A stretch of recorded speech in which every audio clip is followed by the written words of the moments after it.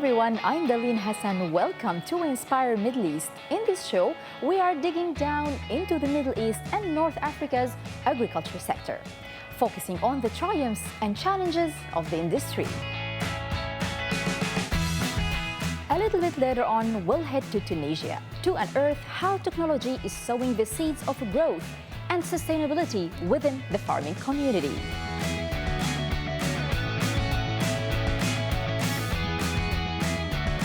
Before that, let's start from the UAE, where innovative inroads have been made in the bid to secure more local alternatives to imported food, to guarantee an uninterrupted supply chain, not least in turbulent times. Rebecca McLaughlin-Easton spoke to experts in Sharjah and Abu Dhabi to find out more.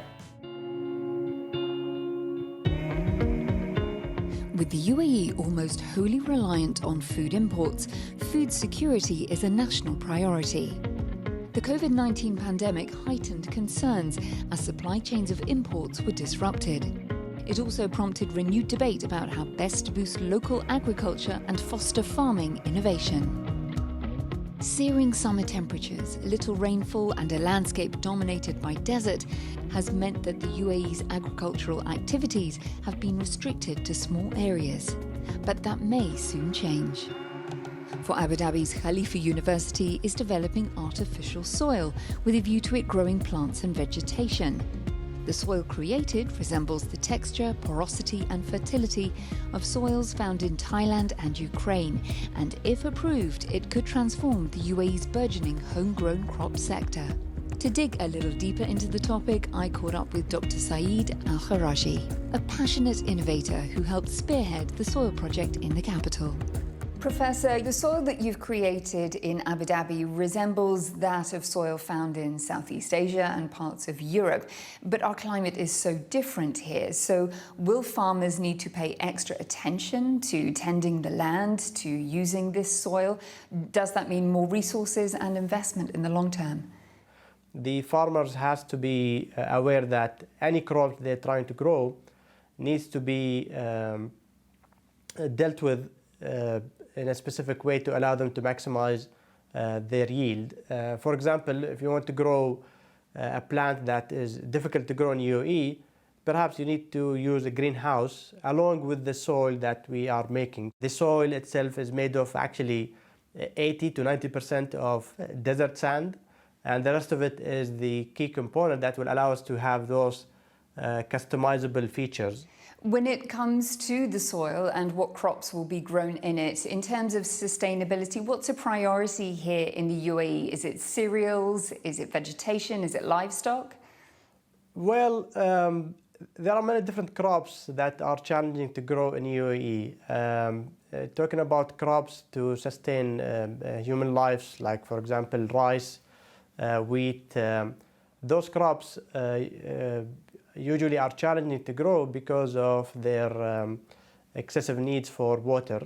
The soil that we developed can allow us to have a better water management of when you actually grow this crop, because it allows us to have higher water retention than the typical soil around in UAE. Rice is a vital food staple in the UAE, and marking the first project of its kind in the region, the Ministry of Climate Change and Environment recently announced a joint research program with the Republic of Korea aimed at cultivating rice in the desert. And the preliminary results were good, prompting the ministry to say that if successful on a large scale, this groundbreaking project had the potential to shape the future of agriculture. The location of the initiative was Sharjah, a hotbed of agricultural innovation, which is also home to the Sharjah Research, Technology and Innovation Park, a place which supports farmers and harnesses new technology to produce sustainable local food all year round. The park notably contains a 150 square metre farm and a Merlin agro-tunnel capable of producing a ton of organic fruits and vegetables each month, irrigated by seawater desalinated with solar energy. SRTI's CEO predicts that in the next 5 years, at least 30% of the UAE's food will be domestically produced, and he told me more from his base in Sharjah. Hussein, agri-tech is helping countries around the world become more self-sufficient in sustainable food terms, from hydroponics to aquaponics to vertical farming. And your park, of course, is also incorporating much of those innovations. So which one is currently having the biggest impact? Since the inception of the park, we started to promote things like hydroponics technology and aquaponic technology and tunnel farming at the park, and they all took off. Today we see big farms in the UAE using hydroponics technologies and aquaponics technologies, and more technologies being embedded into developing these type of agriculture technologies. At the moment we are using artificial intelligence to study how, for example, aquaponics works, and with relation to the food and related to fishes, and how the fishes really move, and how much food they eat and what time, and all the pattern related to this. Talk to me about the economic feasibility of mass agriculture, of large-scale food production here in the Emirates. How can production and harvesting costs, for example, be kept down to make these endeavours really worthwhile? I think the feasibility is there because the UAE has an abundant amount of land, and a lot of farmers in the UAE, especially the national ones, they get free lands, and you couple this with the cost of structure of doing business here is also relatively low comparing to other parts of the world, and also the fantastic infrastructure that we have here in terms of ports and airport and storage and other things. The UAE is amongst the world's top rice importers. So how would homegrown Sharjah rice be a game changer for the food industry here? I think UAE can play a strategic role in growing rice and using, again, the lands we have and the infrastructure, both soft infrastructure and hard infrastructure, to really become a regional player in producing rice, and again ensuring the food security elements. Also, these type of projects produce and create new business opportunities. And for the UAE's innovators and farmers, they're looking forward to fully reaping the rewards of their investment in local sustainable food in the near future.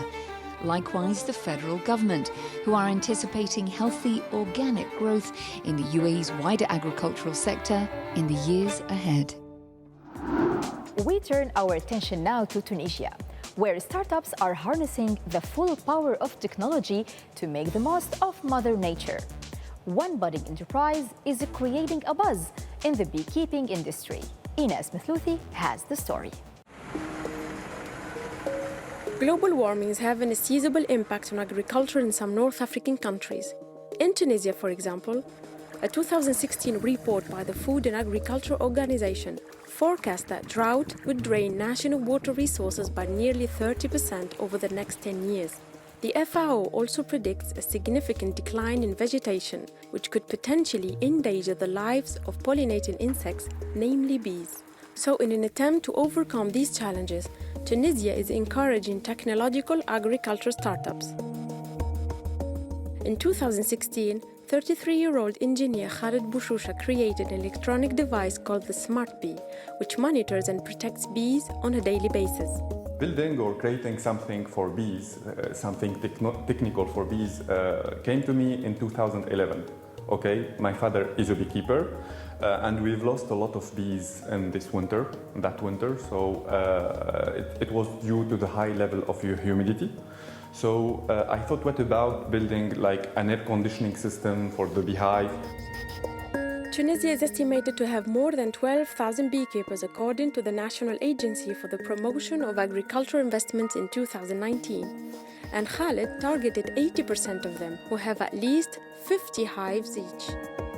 From startup money of just $300,000, he made more than $50,000 from sales in 2019.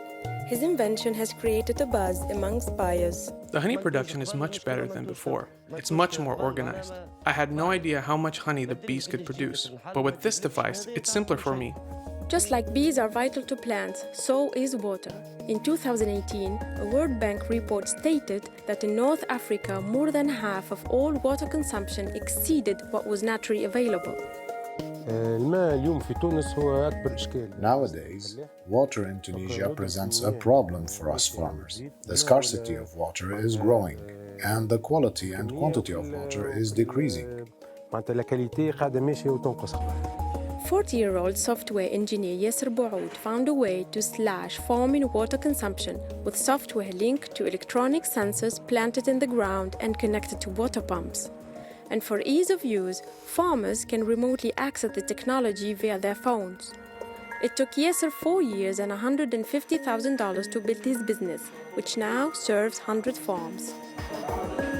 IGS system helps farmers to control their irrigation systems based on scientific methods and helps in preserving the hydraulic resources. And we managed at some point to reduce half of the water consumption in some farms. Since 2015 and alongside 12 other startups, the Tunisian government has financed and supported Yasser's company. From our perspective, we've encouraged the development of not only startups, but also young engineers looking to launch their own projects. The Tunisian government hopes that in the years to come, more innovators will come to the fore to help the country and its agricultural sector overcome environmental challenges and remain an important contributor to national GDP. Well, that's all for now. Thanks for watching, and do catch all of our episodes online at Euronews.com. Before I say goodbye, here are some Instagrammers worthy of mention this week. Stay safe, and I'll see you soon. Badawi from Lebanon admires his garlic harvest. And Australian elite took this photo of her family picking radishes in a line.